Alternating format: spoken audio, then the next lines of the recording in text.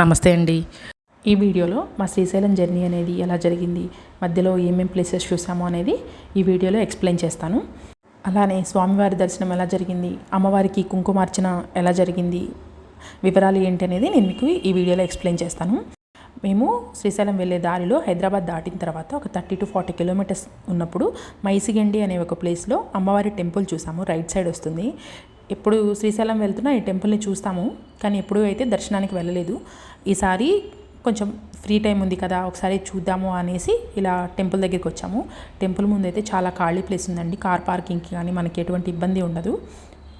Sunday మాత్రం temple చాలా రష్గా ఉంటుంది. మేము సాటర్డే వెళ్ళాము, అంత రష్గా ఏం లేదు, కొంచెం ఫ్రీగానే ఉంది. అమ్మవారికి జాతరలు కూడా చాలా బాగా చేస్తారంట. మనం అమ్మవారి గర్భగుడిలోకి వెళ్ళాలి, అంతరాలయ దర్శనం జరగాలి అంటే ఇలా గుడికి లెఫ్ట్ సైడ్ నుంచి ఇలా లోపలికి ఎంటర్ అవుతామన్నమాట. ఇక్కడ అమ్మవారు స్వయంభూగా వెలిసారు అని చెప్తారు. అలానే అమ్మవారి గుడి వెనకాల చాలా పెద్ద పుట్ట ఉంది. ఆ పుట్టని కూడా నేను వీడియోలో చూపిస్తాను. ఇప్పుడైతే అమ్మవారి దర్శనం కోసం ఇక్కడ అమ్మవారి దగ్గరికి వచ్చేసాము. ఇక్కడ అమ్మవారు చూడండి చాలా పెద్దగా ఉంది కదా, అలానే కింద సైడ్ ఉన్న అమ్మవారు వెలిసిన అమ్మవారు అని చెప్తున్నారు. ఇక్కడ అమ్మవారి దర్శనం చేసుకొని ఇలా బయటికి వచ్చేసిన తర్వాత గుడి వెనకమాలే చాలా పెద్ద పుట్ట ఉంది.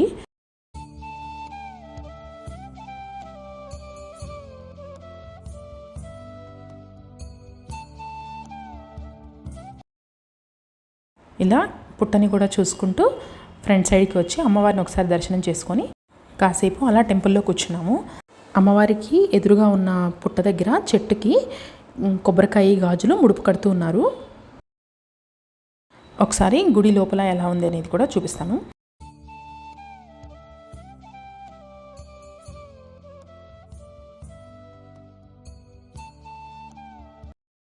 అనుకోకుండా ఈసారి అమ్మవారిని అయితే దర్శనం చేసుకున్నాం ఇక్కడ.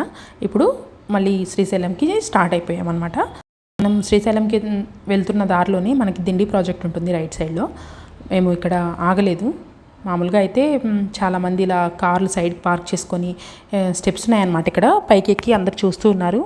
ఇక్కడ ఇప్పుడు ప్రాజెక్ట్లో వాటర్ ఉన్నాయి కానీ ఫ్లోటింగ్ అనేది ఏం లేదు, అందుకనేసి ఇంక మేము ఎక్కడ స్టాప్ అవ్వకుండా వెళ్ళిపోయాము. ఇది వర్షాకాలం కాబట్టి క్లైమేట్ కూడా చాలా చల్లగా వర్షం పడేలాగా ఉందన్నమాట. ఇలా మేము ఇంకా ఘాట్ సెక్షన్లోకి ఎంటర్ అయిపోయాము. ఇలా ఘాట్ సెక్షన్లో ఎంటర్ అయిపోతే కొండలు చాలా బాగున్నాయండి. అసలు వర్షాలు పడి ఎంత గ్రీన్గా ఉన్నాయంటే చాలా చాలా చాలా బాగుంది. ప్లెజెంట్గా అనిపించింది చాలా. మనకి శ్రీశైలం ఘాట్ అనేది చాలా బాగుంటుంది. అలానే మనకి సఫారీ కూడా ఉంటుంది శ్రీశైలం ఘాట్లోనే. మేము సఫారీ కూడా స్కిప్ చేసేసాము.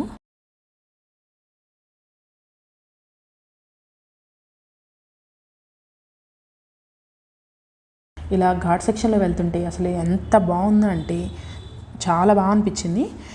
ఇప్పుడు మేము డ్యామ్ దగ్గరకు వచ్చేసామన్నమాట. ఇక్కడ డ్యామ్లో కూడా అంతగా మనకి వాటర్ లేవు. మేము వెళ్ళింది జూన్ మంత్ స్టార్టింగ్లో కాబట్టి వర్షాలు కూడా అంత ఎక్కువగా లేవు. మామూలుగా సెప్టెంబర్ అక్టోబర్ టైంలో అయితే కృష్ణానదిలో వాటర్ లెవెల్ అనేది చాలా ఎక్కువగా ఉంటుంది. అప్పుడు డ్యామ్ గేట్స్ ఓపెన్ చేస్తారు. అప్పుడు మనకి ఆ వాటర్ తుంపరలు మీద పడుతుంటే వర్షంలో తడిచిన ఫీలింగ్ వస్తుంది. ఇక్కడ ఫ్రంట్ సైడ్ కూడా వాటర్ అంతగా లేవు. ఇక్కడ మనం పాతాళగంగా అని దిగుతాం కదా, అక్కడ కూడా వాటర్ చాలా తక్కువగా ఉన్నాయి. ఇంకా మేము అందుకని దిగలేదన్నమాట. డైరెక్ట్గా టెంపుల్ దగ్గరికి వచ్చేసాము. ఇక్కడ మనం టెంపుల్ దగ్గర వెళ్తూ ఉండగా మనకి ఆర్చ్ తర్వాత రైట్ సైడ్లో మనకి పాలధార పంచదార ఉంటుంది, లెఫ్ట్ సైడ్లో హటకేశ్వరం టెంపుల్ ఉంటుంది.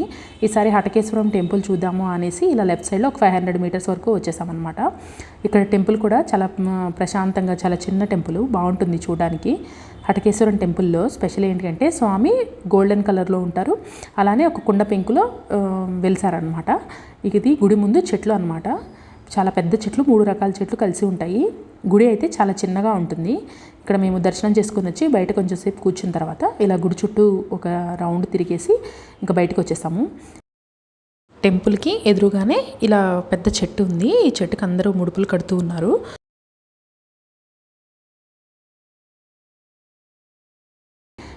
లలిత అమ్మవారు టెంపుల్ ఉంది పైన. టెంపుల్ దర్శనానికి కూడా వెళ్ళాము. ఇక్కడ ఇలా లోపలికి ఎంటర్ అయిపోయిన తర్వాత ఒకసారి సుబ్రహ్మణ్యేశ్వర స్వామిని కూడా దర్శించుకున్నాము. అలానే ఇక్కడ ఒక చిన్న టెంపుల్ ఉంది, సాలగ్రామ లింగేశ్వర స్వామి అని. ఆ స్వామికి మనం అభిషేకం కూడా చేయొచ్చు. అలానే అమ్మవారిని కూడా దర్శించుకొని దారి మధ్యలో మనకి సాక్షి గణపతి టెంపుల్ వస్తుంది. సాక్షి గణపతిని కూడా దర్శనం చేసుకుందాము అనేసి టెంపుల్ దగ్గరికి వచ్చేసాము. ఇక్కడ స్వామి దర్శనం కూడా చాలా బాగా జరిగింది. ఇంకా బయటకు వచ్చేసాము. ఇలా మార్నింగ్ నుంచి మేము జర్నీ చేసుకుంటూ టెంపుల్కి, మెయిన్ టెంపుల్కి వచ్చేసరికి మాకు ఈవినింగ్ 4:30 నుంచి 5 o'clock అయిందనమాట. ఇంకా ఇంతసేపు జర్నీ చేసాం కదా, కొంచెం సేపు రూమ్ తీసుకున్న వెంటనే రెస్ట్ తీసుకుందాము, లేకపోతే ఇంకా మళ్ళీ దర్శనానికి వెళ్ళేదానికి టైం సరిపోదు అనేసి డైరెక్ట్గా రూమ్ కోసమని వెళ్ళిపోయామన్నమాట. ఇలా ఎంటర్ అయిన తర్వాత మనకి పెద్ద శివలింగము అలాగే నంది ఉంటుంది కదా, ఇక్కడ ఫొటోస్ తీసుకోవడానికి బాగుంటుంది అని ఇక్కడ ఆగి ఫొటోస్ తీసుకొని మళ్ళీ రూమ్కి వెళ్ళిపోయాము. ఇలా ఆర్చ్ నుంచి లోపలికి ఎంటర్ అయిన తర్వాత కొండలు చూస్తుంటే అసలు ఎంత బాగుందో ఈ లొకేషన్. అలా కొంచెం సేపు రెస్ట్ తీసుకున్న తర్వాత టెంపుల్ దగ్గరికి వచ్చేసాము. మేము వచ్చేసరికి 7:30, 8 అవుతుందన్నమాట.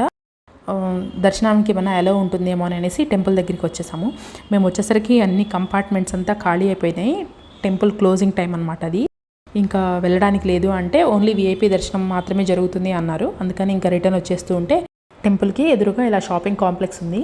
వీటిని కూడా చిన్నగా చూసుకుంటూ కొంచెం సేపు టైంపాస్ చేస్తూ వెళ్ళామన్నమాట. ఇక్కడ ఒక్కొక్క షాప్లో కొన్ని వస్తువులు చాలా బాగున్నాయి. మాకైతే ఇక్కడ గార్లాండ్స్ అయితే చాలా బాగా నచ్చినాయి. గుమ్మానికి చాలా బాగుంటాయి కదా అనేసి చూస్తూ ఉన్నాము. ప్రైస్ అడిగితే కూడా ప్రైస్ చాలా రీజనబుల్గా చెప్పారు. డిన్నర్ కూడా ఇంకా బయటే ఫినిష్ చేసేసుకుని రూమ్కి వెళ్ళిపోయాము. నెక్స్ట్ డే మార్నింగ్ మాకు 8 o'clockకి అమ్మవారికి కుంకుమార్చన పూజకి టికెట్స్ తీసుకున్నామన్నమాట. ఇంకా మార్నింగ్ 8కి అంటే 7:30 కల్లా గుడి దగ్గరికి వచ్చేసామని చెప్పారు. అందుకోసమని ఇంకా రూమ్కి వెళ్ళిపోయాము. ఈ కుంకుమార్చన కోసం మేము టికెట్స్ని ఆన్లైన్లో బుక్ చేసుకున్నాము. కపుల్స్కి అయితే 1000 రూపీస్ ఛార్జ్ చేస్తున్నారు. ఇలా మార్నింగ్ దర్శనం అయిపోయి స్వామివారి దర్శనం కూడా అయిపోయి బయటకు వచ్చేసరికి మాకు 10:30 అయిపోయిందనమాట. ఈ ప్లేస్ మెయిన్ ఎంట్రన్స్కి ఎదురుగా ఉంటుంది. అందుకని అందరూ ఇక్కడ కొబ్బరికాయలు కొడుతూ ఉన్నారు. ఒకేసారి బ్రేక్ఫాస్ట్ కూడా చేసుకుని రూమ్కి వెళ్ళిపోయి లగేజ్ అంతా ప్యాక్ చేసుకుని రిటర్న్ మళ్ళీ హైదరాబాద్ బయలుదేరిపోయాము.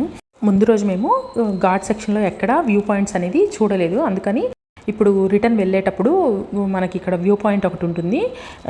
మొత్తం ఓవర్ వ్యూ డ్యామ్కి, స్టోరేజ్కి అంతా బాగా కనిపిస్తుంది అనేసి ఇక్కడ చూస్తూ ఉన్నాం. అలానే ఈ వీడియో మీకు నచ్చినట్లయితే please like, share and subscribe to Teluguammayi. Thank you.